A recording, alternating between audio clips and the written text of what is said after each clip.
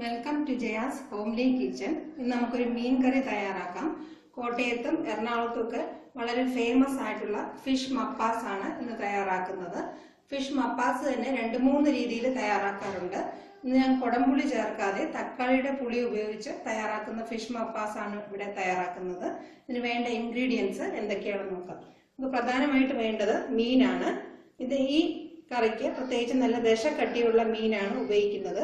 നെയ്മീനോ ആവോലി ഇങ്ങനത്തെ മീനൊക്കെയാണ് കൂടുതലായിട്ടും ഉപയോഗിക്കുന്നത്. ഞാനിന്നിവിടെ എടുത്തിട്ടുള്ളത് പാര മീനിന്റെ കുറച്ച് കഷ്ണങ്ങളാണ്. ഇത് ഏകദേശം 250 ഗ്രാം ഉണ്ട്. നന്നായിട്ട് ക്ലീൻ ചെയ്ത് വെച്ചിട്ടുണ്ട്. ചെറിയ ടൈപ്പ് മീനൊന്നും ഇതിനധികം സ്വാദ് കിട്ടത്തില്ല. നെത്തോലി, ചാള അങ്ങനത്തെ ചെറിയ മീനൊന്നും ഇതിന് ഉപയോഗിക്കാതിരിക്കുന്നതാണ് നല്ലത്. നല്ല ദശക്കട്ടിയുള്ള മീനായിട്ട് ഉപയോഗിക്കുക. ഏറ്റവും ഫേമസ് ആയിട്ട് ചെയ്യുന്നത് കരിമീനിലും ആവോലി നെയ്മീനിലും ഒക്കെയാണ്. നല്ല ദശക്കട്ടിയുള്ള ഏത് മീനിൽ വേണമെങ്കിലും ഇത് തയ്യാറാക്കാം. പിന്നെ നമുക്ക് വേണ്ടത് 1/2 കപ്പ് കട്ടി തേങ്ങാപ്പാൽ എടുത്തിട്ടുണ്ട്. പിന്നെ 2 കപ്പ് 2-ാം പാലും 3-ാം പാലും ചേർത്താണ് ഞാനിവിടെ തയ്യാറാക്കുന്നത്. ഇതിപ്പോ നമുക്ക് വേറൊരു രീതിയിലും ചെയ്യാം. ഞാനിവിടെ 1/2 കപ്പ് കട്ടി തേങ്ങാപ്പാൽ എടുത്തിട്ടുണ്ട്. അതിന് പകരമായിട്ട് 1 കപ്പ് കട്ടി തേങ്ങാപ്പാൽ എടുത്തിട്ട് ഈ 2-ാം പാലും 3-ാം പാലും ഒഴിവാക്കിയിട്ട് വെള്ളത്തിൽ തന്നെ കറി തയ്യാറാക്കിയിട്ട് അവസാനം കട്ടി തേങ്ങാപ്പാൽ ഒഴിച്ചു കൊടുക്കാം. പക്ഷെ ഞാനിന്ന് തയ്യാറാക്കുന്നത് കട്ടി തേങ്ങാപ്പാലും 2-ാം തേങ്ങാപ്പാലും 3-ാം തേങ്ങാപ്പാലും ഒന്നിച്ച് വെച്ചിട്ടുള്ള മിശ്രിതവും കൂടെ ചേർത്താണ്. കുറച്ച് വെള്ളം വേണം.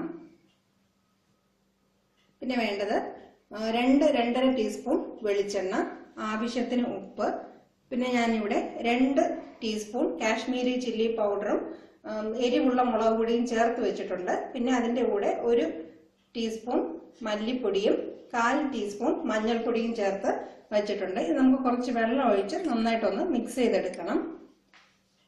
പിന്നെ വേണ്ടത് ഒരു വലിയ കഷ്ണം ഇഞ്ചി തോല് കളഞ്ഞിട്ട് നീളമായിട്ട് കട്ട് ചെയ്ത് വെച്ചിട്ടുണ്ട്.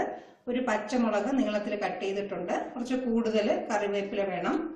10-20 കുരുമുളക് ചതച്ചതാണ്. അതിന്റെ പൊടിയല്ല, 1-2 ചതച്ചത് വേണം. ഒരു മീഡിയം സൈസ് സവാള സ്ലൈസ് ആയിട്ട് കട്ട് ചെയ്തിട്ടുണ്ട്. ഒരു 10 വെളുത്തുള്ളി അല്ലിയോളം ഇതുപോലെ പീസായിട്ട് കട്ട് ചെയ്തെടുത്തിട്ടുണ്ട്. ഒന്നുകിൽ ഒരു വലിയ തക്കാളി ഉപയോഗിക്കുക, ഇല്ലെങ്കിൽ 2 ചെറിയ തക്കാളി. അത് ചെറിയ പീസായിട്ടാണ് കട്ട് ചെയ്ത് വെച്ചിരിക്കുന്നത്. ആദ്യം നമുക്ക് ഈ 2 ടൈപ്പ് മുളകും പൊടിയും മല്ലിപ്പൊടിയും മഞ്ഞൾപ്പൊടിയും കൂടെ കുറച്ച് വെള്ളം ഒഴിച്ച് ഒന്ന് കട്ടിയായിട്ട് ഒരു പേസ്റ്റ് പോലെ തയ്യാറാക്കി വെക്കാം.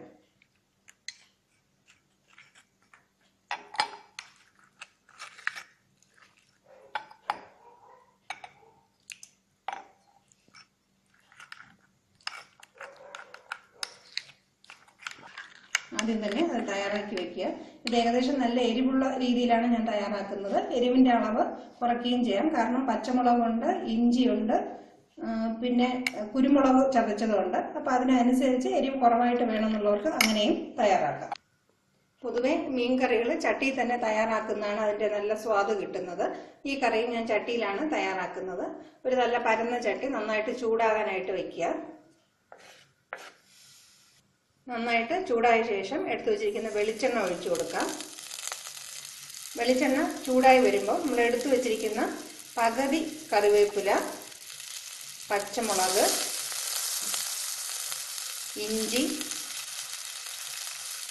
വെളുത്തുള്ളി, സവാള, കുരുമുളക് എന്നിവ ചേർത്ത് 2-3 മിനിറ്റ് നന്നായിട്ടൊന്ന് വഴറ്റാം. വഴറ്റിയെടുക്കാം. നന്നായിട്ട് ഉള്ളിയെല്ലാം ഒന്ന് ട്രാൻസ്പെറൻ്റ് ആവണം. നല്ലതായിട്ടൊരു മണം വരുന്നവരെ ഏകദേശം ഒരു 2-3 മിനിറ്റ് നന്നായിട്ട് വഴറ്റാം. സവാള ചെറുതായിട്ടൊന്ന് വാടി നല്ല മണം വരുന്നുണ്ട്.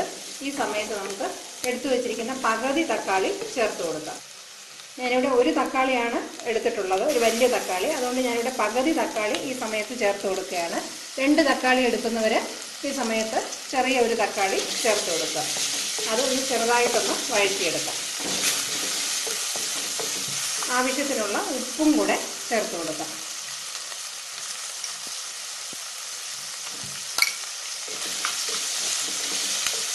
തക്കാളി ചെറുതായിട്ടൊന്ന് വാടി കിട്ടിയാൽ മതി. ഒരുപാട് കുഴഞ്ഞ് ഇതിൻ്റെ കൂടെ ചേരണ്ട. ഇനി നമുക്ക് തയ്യാറാക്കി വെച്ചിരിക്കുന്ന മുളക്, മല്ലിപ്പൊടി, മഞ്ഞൾപ്പൊടി എന്നിവയുടെ കൂട്ടും കൂടെ ഇതിൻ്റെ കൂടെ ചേർത്ത് ഒന്ന് നന്നായിട്ടൊന്ന് മൂപ്പിച്ചെടുക്കാം. ഈ മസാലകളെല്ലാം നന്നായിട്ട് ഈ സവാളയുടെ കൂടെ ഇട്ട് 1-2 മിനിറ്റ് നന്നായിട്ടൊന്ന് മൂപ്പിച്ചെടുക്കാം. 2-3 മിനിറ്റ് നന്നായിട്ട് വഴറ്റുമ്പോൾ ഈ മസാലയുടെയൊക്കെ പച്ചമണം നന്നായിട്ട് മാറും. ആ സമയത്ത് നമുക്ക് എടുത്തു വെച്ചിരിക്കുന്ന 2-ാമത്തെയും 3-ാമത്തെയും തേങ്ങാപ്പാൽ ചേർത്ത് വെച്ചിരിക്കുന്നത് ഇതിനകത്ത് ഒഴിച്ചു കൊടുക്കാം. അത് ഏകദേശം മെഷർമെന്റ് കപ്പിൽ 2 കപ്പോളം വെച്ചിട്ടുണ്ട്. അതങ്ങ് ഒഴിച്ചു കൊടുക്കുകയാണ്. ഇതിന്റെ കൂടെ ഒരു 1/4 കപ്പ് വെള്ളവും കൂടെ ചേർത്ത് കൊടുക്കാം.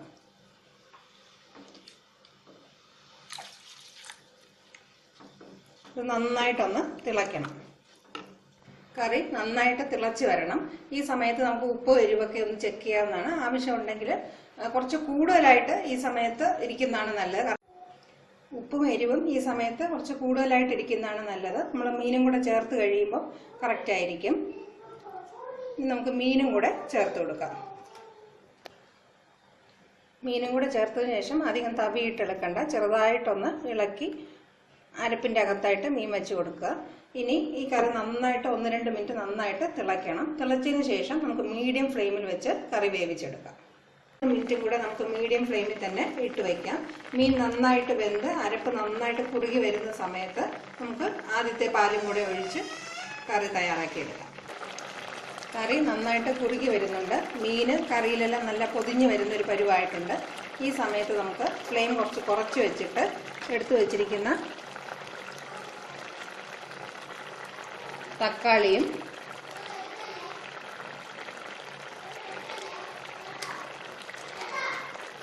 കട്ടി തേങ്ങാപ്പാലും ചേർത്ത് കൊടുക്കാം.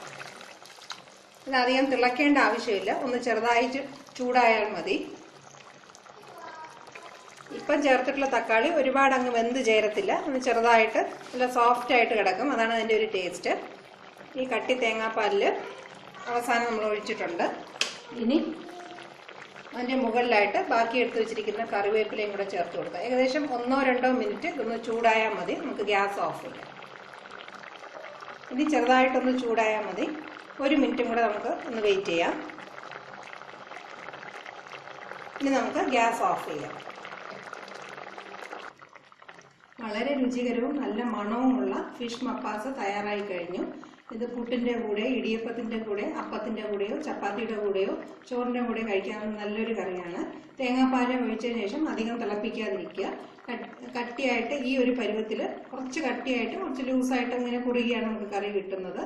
ഈ മീനിന് തന്നെ ഈ മസാലയെല്ലാം പിടിച്ച് നല്ല സ്വാദാവും. ഇത് വളരെ നല്ലൊരു കറിയാണ്. ഈ റെസിപ്പി ഇഷ്ടപ്പെടുകയാണെങ്കിൽ ഇതിനെക്കുറിച്ചുള്ള കമൻസ് എനിക്ക് അയയ്ക്കുക. എൻ്റെ ചാനൽ സബ്സ്ക്രൈബ് ചെയ്യാനും മറക്കാതിരിക്കുക. ഈ റെസിപ്പി നിങ്ങൾക്ക് എല്ലാവർക്കും ഇഷ്ടമാകുമെന്ന് വിചാരിക്കുന്നു. Thank you for watching my video.